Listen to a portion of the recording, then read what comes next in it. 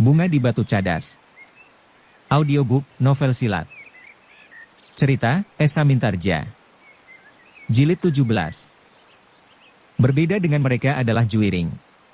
Meskipun Juiring tidak terlampau banyak mengenal pangeran yang masih muda itu, namun sedikit banyak ia pernah mendengar bahwa Pangeran Hargasemi adalah kawan yang baik bagi anak muda yang bengal itu, dan terlebih-lebih lagi pangeran muda itu adalah sahabat yang sangat dekat dengan Kumpeni. Tetapi yang terlebih mendebarkan jantung, Pangeran Hargasemi memiliki ilmu olah kanuragan yang tinggi. Sejenak Pangeran Hargasemi memandang Juiring. Lalu katanya, Juiring sekarang menjadi semakin tampan setelah ia berada di padepokan Jati Aking. Melihat anak-anak pedesaan itu berkelahi, maka kita pun seharusnya dapat mengambil kesimpulan bahwa Juiring tentu memiliki ilmu kanuragan pedesaan yang kasar itu. Juiring tidak menyahut, meskipun dengan susah payah ia menahan hatinya. Dalam pada itu Buntal dan Arum pun menjadi terheran-heran. Mereka mendengar bagaimana bangsawan-bangsawan muda itu menyebut orang yang baru saja datang itu. Karena itu, mereka masih juga menyadari bahwa mereka tidak dapat berbuat tanpa pertimbangan lebih jauh terhadap seorang pangeran meskipun masih cukup muda. "Kalian ternyata terlampau dungu," berkata Pangeran Hargasemi itu, "sudah lama aku melihat perkelahian di arena. Aku melihat juga bagaimana gadis itu membanting lawannya dalam sekejap." Pangeran muda itu berhenti sejenak, lalu, "Seharusnya kalian menyadari bahwa kalian bukanlah lawan mereka. Anak muda yang berkelahi di arena itu sebenarnya sama sekali tidak berimbang. Anak Jati Aking itu masih menaruh hormat kepada lawannya karena lawannya adalah seorang bangsawan seperti yang dikatakan oleh gadis itu. Dan tidak ada seorang pun di antara kalian yang dapat mengalahkan gadis itu. Nah, siapa yang tidak percaya dapat mencobanya?" Tidak seorang pun yang menyahut, sedang Juiring, Buntal dan Arum masih saja berdiri termangu-mangu. Pangeran Hargasemi mengangguk-anggukkan kepalanya. Katanya, "Bagus. Kalian harus menyadari bahwa gadis itu memang memiliki kelebihan. Karena itu, kalian tidak usah mencoba menyentuhnya jika tangan kalian tidak ingin dipatahkannya." Tiba-tiba saja Pangeran Hargasemi itu tertawa. Suara tertawanya terdengar aneh dan tanpa disadarinya bulu-bulu kulit Arum pun terasa meremang. "Ah, sudah barang tentu, gadis seperti Arum itu dapat mengadakan sayembara tanding. Siapa yang dapat mengalahkan saudara-saudara seperguruannya termasuk Juiring, ia akan dapat memilikinya. Atau barangkali sayembaranya akan berbunyi, siapa yang dapat mengalahkan dirinya." "Gila," Arum menggeram. Juiring berpaling. Ia mencoba memberi isyarat agar Arum mencoba menahan diri. Tetapi di dalam kegelapan isyarat itu tidak tertangkap oleh Arum. Pangeran Hargasemi masih tertawa. Katanya, gadis itu memang agak liar. Tetapi menyenangkan. "Heh, siapa yang jatuh cinta kepadanya?" Bangsawan-bangsawan muda itu saling berpandangan sejenak. Namun suasananya tiba-tiba telah berubah dengan kehadiran Pangeran Hargasemi. Bahkan ketika Pangeran Hargasemi tertawa lebih keras lagi, beberapa orang yang lain telah tertawa pula. "Ayo, siapa yang akan memasuki sayembara tanding?" "Tidak ada. Jika tidak ada, akulah yang akan memasuki sayembara tanding itu. Dan aku akan memilih lawan yang paling tangguh. Juiring. Tentu Juiringlah yang paling sempurna di antara murid-murid guru olah kanuragan pedesaan terpencil itu. Jika aku kalah, aku menyerah meskipun aku akan dilemparkan ke dalam bengawan. Tetapi jika aku menang, aku akan mendapatkan Arum. Nah, jika aku mendapatkannya, kalian, anak-anak muda yang telah bersusah payah berkerumun di sini. Tidak usah cemas." Pangeran muda itu tertawa, dan bangsawan muda yang lain pun tertawa riuh. "Lalu, jika ayahnya marah, biarlah aku yang menyelesaikan.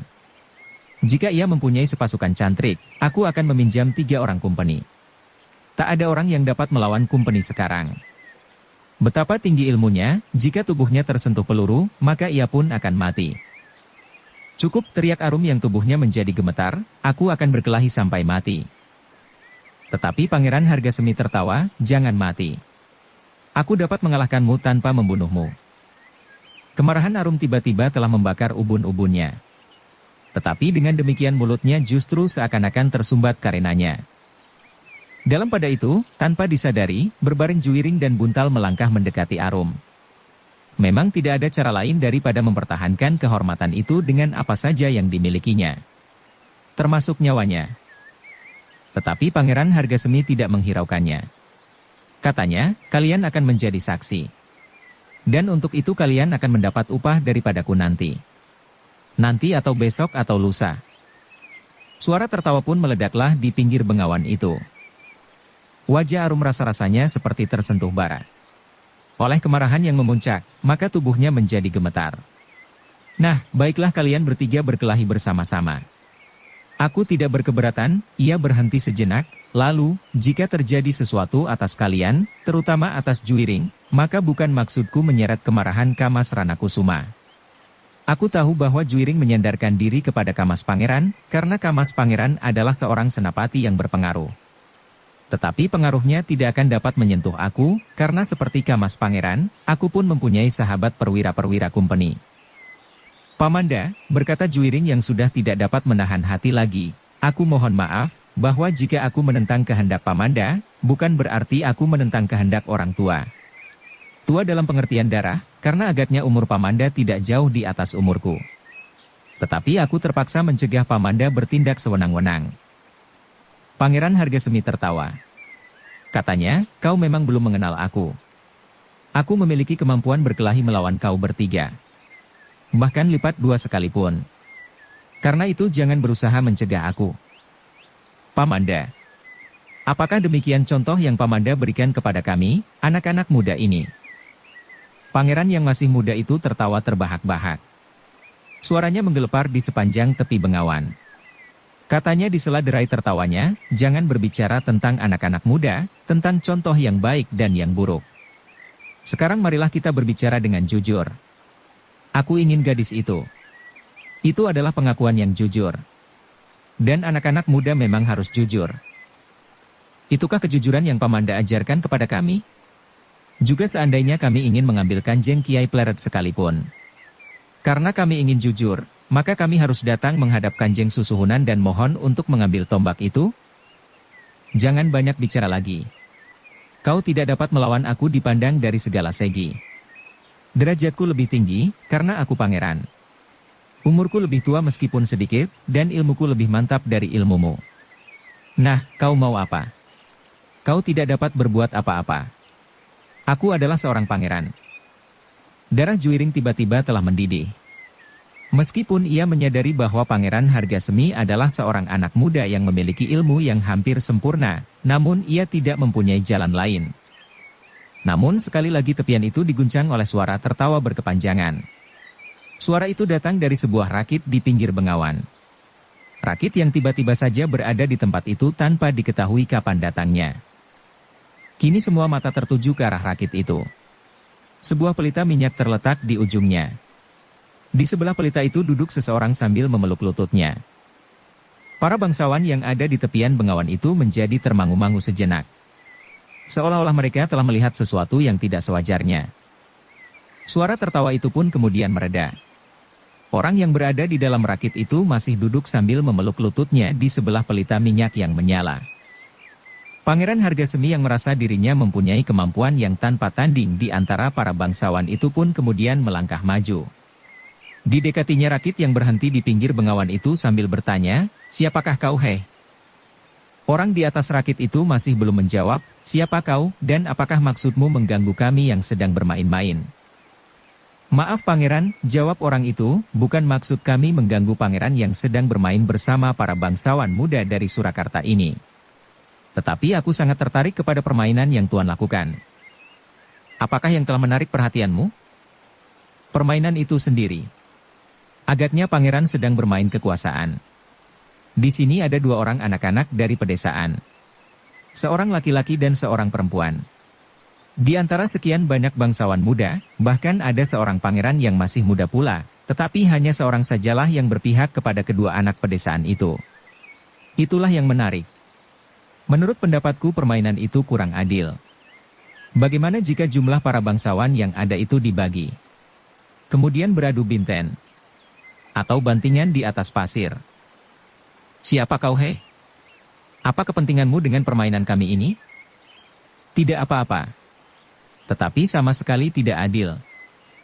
Kau salah. Kami tidak bersama-sama bermain melawan kedua anak-anak pedesaan itu. Justru aku mempersilahkan mereka untuk melawan aku bertiga. Nah, kau dengar. Oh, begitu. Sayang sekali. Seharusnya pangeran tidak usah menakut-nakuti mereka dengan kedudukan pangeran. Mungkin salah seorang dari mereka akan dapat mengalahkan pangeran. Tetapi sudah barang tentu mereka akan segan melakukannya, karena mereka takut akan akibatnya. Apalagi Pangeran Hargasemi adalah seorang pangeran yang bersedia duduk di bawah atas kaki orang-orang asing itu, sehingga dengan demikian pangeran akan segera mendapat bantuan mereka apabila diperlukan. Bahkan menghadapi Pangeran Ranakusuma sekalipun, meskipun Pangeran Ranakusuma juga seorang pangeran yang bersedia bekerja bersama dengan Kumpeni. Maksudku, Pangeran Ranakusuma. Bukan Raden Juwiring. Pangeran Hargasemi benar-benar menjadi bingung menghadapi persoalan itu. Seakan-akan orang yang duduk di atas rakit itu telah mengenal mereka seorang demi seorang. Karena itu, maka hatinya menjadi semakin terbakar. Katanya, jangan banyak bicara. Jika kau ingin ikut serta dalam permainan ini, cepat turun dari rakitmu. Orang itu pun tiba-tiba berdiri. Sekali loncat ia sudah berada di atas pasir. Dikibaskannya kainnya yang semula diselubungkannya di atas punggungnya. Namun orang itu masih saja mengenakan tudung kepala bambunya yang dianyam runcing. Gila, kau akan melawan seorang pangeran? Meskipun kau mempunyai nyawa rangkap 7, tetapi kau akan menyesal, geram Pangeran Hargasemi. Jangankan seorang pangeran. Seorang raja pun wajib dilawan jika ia berbuat salah dan apalagi sewenang-wenang. Persetan. Aku akan membunuhmu dan melemparkan mayatmu ke dalam bengawan. Aku hidup di bengawan, dan mencari penghidupan di bengawan itu pula. Aku adalah tukang satang yang mendapat upah karena menyeberangkan orang lain yang ingin melintasi bengawan. Jika aku kemudian mati di bengawan itu pula, artinya aku sudah bersatu dengan bengawan itu. Persetan, bentak Pangeran Hargasemi, bersiaplah. Baik pangeran. Aku sudah siap. Pangeran Hargasemi yang marah sama sekali tidak dapat mengendalikan dirinya lagi. Sebagai seorang anak muda yang berilmu, maka ia pun tidak ragu-ragu lagi menghadapi lawannya, seorang tukang satang. Karena itu, maka ia pun segera meloncat menyerang tukang satang yang telah berani mengganggunya itu. Namun Pangeran Hargasemi itu terkejut bukan buatan. Serangan yang dilambari dengan kemarahan yang meluap itu sama sekali tidak berhasil menyentuh lawannya. Bahkan hampir tanpa diketahuinya, lawannya telah beringsut di sisinya sambil berkata, ilmu pangeran memang dahsyat sekali. Pantas pangeran berani menantang anak-anak itu untuk melawan bertiga, tutup mulutmu, Pangeran Hargasemi berteriak. Tetapi orang itu justru tertawa sambil berkata, jangan marah. Aku berkata sebenarnya. Kau memang memiliki kemampuan yang luar biasa dibanding dengan usia pangeran yang muda itu. Pangeran Hargasemi tidak menjawab. Tetapi ia menyerang semakin dahsyat. Namun serangannya itu bagaikan sia-sia saja. Malam yang gelap itu seakan-akan menjadi semakin gelap, sehingga kadang-kadang ia telah kehilangan lawannya. Dan tiba-tiba saja lawannya itu telah berada di belakangnya atau di sampingnya sambil tertawa pendek. Sikap itu benar menyakitkan hatinya. Kemarahan yang melonjak-lonjak di dadanya membuat Pangeran Hargasemi semakin kehilangan pengendalian diri. Namun demikian, ia sama sekali tidak berdaya menghadapi lawannya. Seorang tukang satang. Para bangsawan yang memperhatikan perkelahian itu menjadi termangu-mangu. Mereka pun menyadari bahwa Pangeran Hargasemi tidak mampu mengimbangi lawannya. Sekali-sekali mereka terpaksa menahan nafas jika mereka melihat Pangeran Hargasemi kehilangan lawannya. Namun dengan sangat terperanjat meloncat memutar tubuhnya ketika ia sadar bahwa lawannya sudah berada di belakangnya. Semakin lama semakin ternyata bahwa Pangeran Hargasemi bukan lawan orang yang menyebut dirinya tukang satang itu. Nafas pangeran muda itu menjadi terengah-engah dan bahkan rasa-rasanya telah terputus di kerongkongan. Sedang orang yang menyebut dirinya tukang satang itu masih tetap segar dan sekali-sekali masih terdengar suara tertawanya. Nah, katanya kemudian, apakah pangeran masih akan bermain lebih lama lagi? Persetan, geram Pangeran Hargasemi di sela-sela nafasnya yang hampir terputus. Aku rasa permainan kita sudah cukup lama. Karena itu, sebaiknya kita mengakhirinya saja, berkata tukang satang itu kemudian, tetapi dengan syarat. Jangan ganggu anak-anak Jati Aking itu. Kedua anak pedesaan yang kau anggap tidak berharga, Bahkan dapat dihinakan seperti yang sudah kau lakukan, dan yang seorang adalah kemanakanmu sendiri. Raden Juwiring. Jika kau berjanji, aku tidak akan berbuat apa-apa. Gila, itu urusanku. Berjanjilah dengan janji jantan. Itu urusanku. Bukankah kau telah berjanji akan berlaku sebagai seorang laki-laki? Seorang laki-laki akan mengakui kenyataan yang dihadapinya. Jika ia kalah, ia akan mengaku kalah. Bukan aku yang berjanji. Baik, geram tukang satang, jika demikian, kau akan aku singkirkan dari tepian ini. Aku akan mengikatmu di atas rakit dan menghanyutkannya. Aku tidak tahu, apakah kau akan terbawa oleh arus bengawan itu sampai ke laut. Gila. Berjanjilah. Aku tidak peduli. Dan sebelum mulutnya terkatup rapat, maka tiba-tiba saja rasa-rasanya tangannya akan patah terpilin. Sambil menyeringai Pangeran Hargasemi mencoba untuk melepaskan diri. Namun rasa-rasanya himpitan tangan itu justru menjadi semakin kuat, bagaikan akan meremukkan tulang. Pangeran, berjanjilah bahwa pangeran tidak akan mengganggu anak-anak Jati Aking itu. Siapa kau? Siapa kau bertanya Pangeran Hargasemi. Siapapun aku, tetapi berjanjilah. Katakan, siapa kau? Suaranya terputus oleh himpitan rasa sakit. Sudah aku katakan, siapa aku tidak penting. Yang penting harus berjanji. Pangeran Hargasemi tidak dapat menahan rasa sakit di tangannya.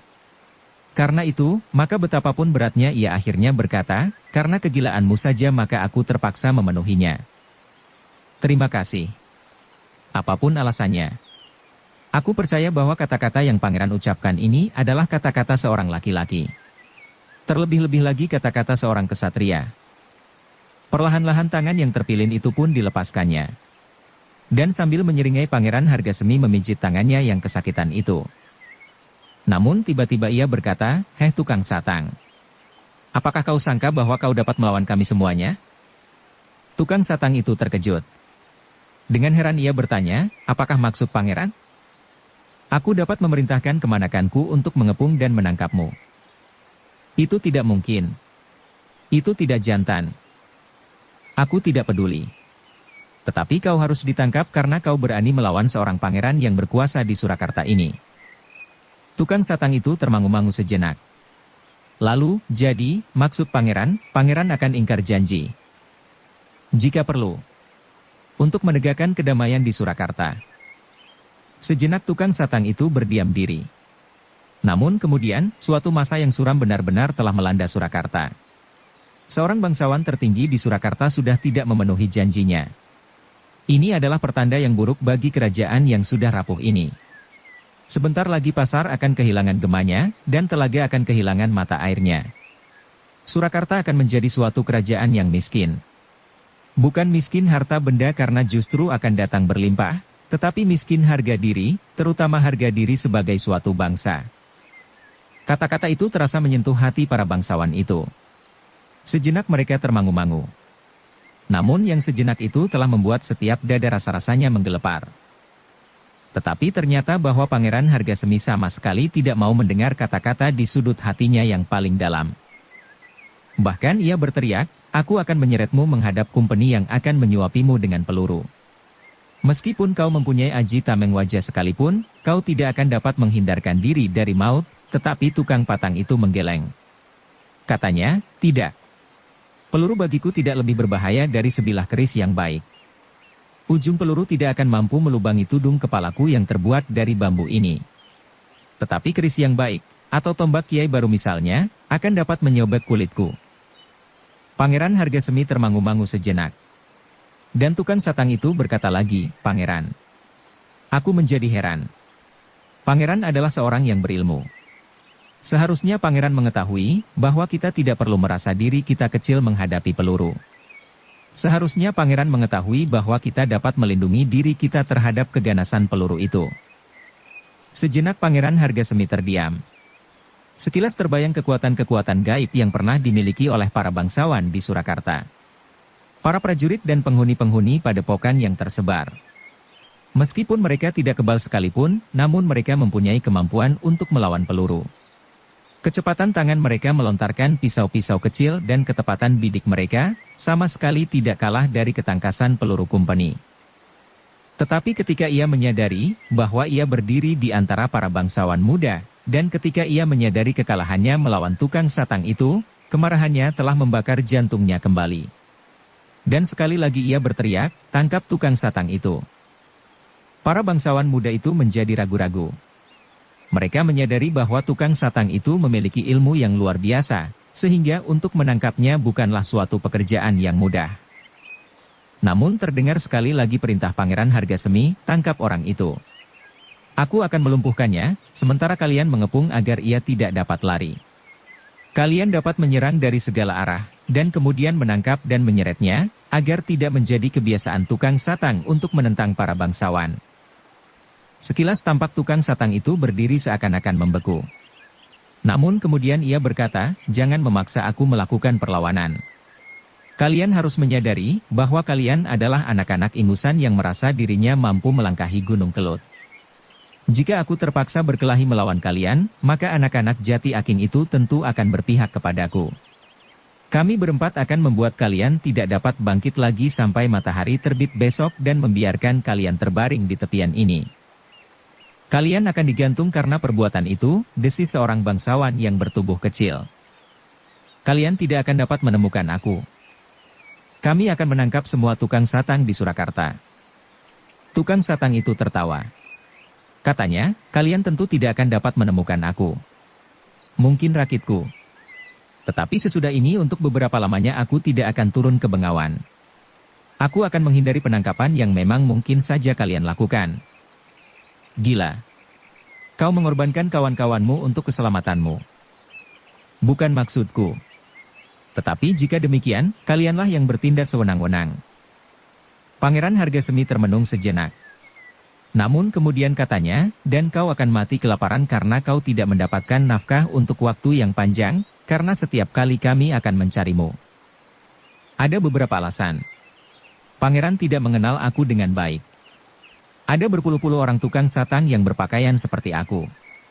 Kemudian, aku tidak akan kelaparan meskipun aku tidak turun ke Bengawan untuk waktu yang lama, karena aku juga seorang petani yang dapat hidup dari hasil sawahku."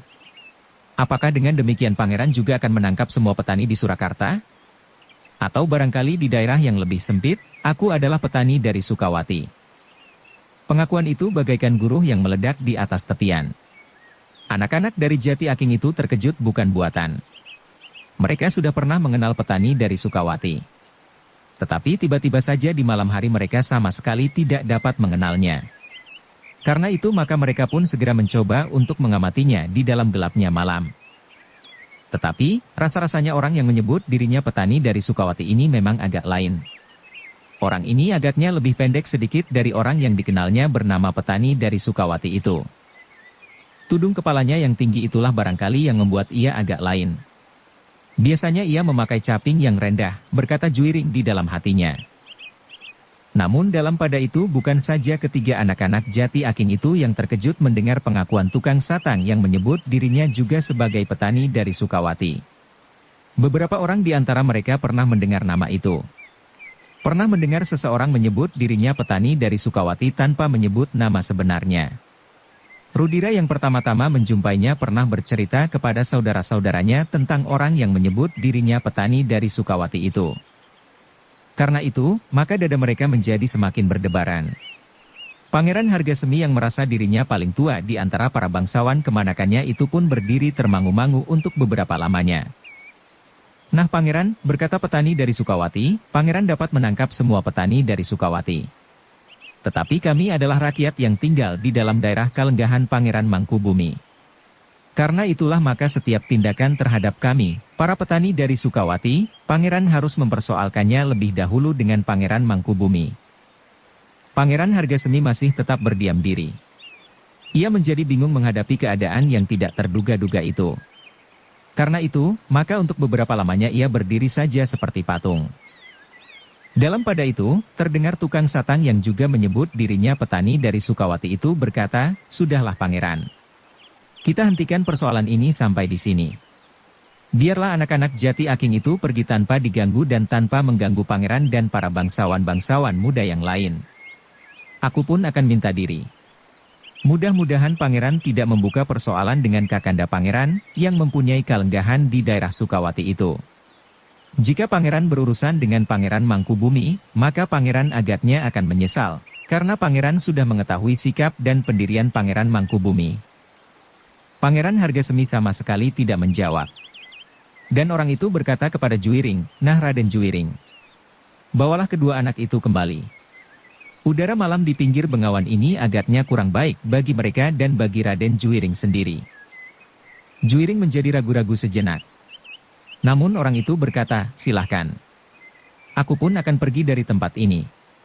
Mungkin malam ini aku masih menemukan 1-2 orang kemalaman yang akan menyeberang." Juwiring yang termangu-mangu itu pun kemudian menjawab, "Terima kasih." Orang itu tertawa. Katanya, "Selamat malam," lalu kepada Pangeran Hargasemi ia berkata, "Ingat, jangan ganggu lagi anak-anak itu. Selamat malam." Tukang satang itu pun kemudian melangkah surut beberapa langkah. Kemudian ia pun meloncat dan berlari di tepian yang basah kembali ke rakitnya. Namun beberapa langkah kemudian ia berhenti sebelum ia meloncat ke atas rakitnya. Sejenak ia termangu-mangu. Lalu sambil berpaling ke dalam kegelapan ia berkata, "Heh, kenapa kau berada di situ?" Bersambung ke jilid 18. Dukung kami dengan subscribe, follow, like, komen dan share. Terima kasih.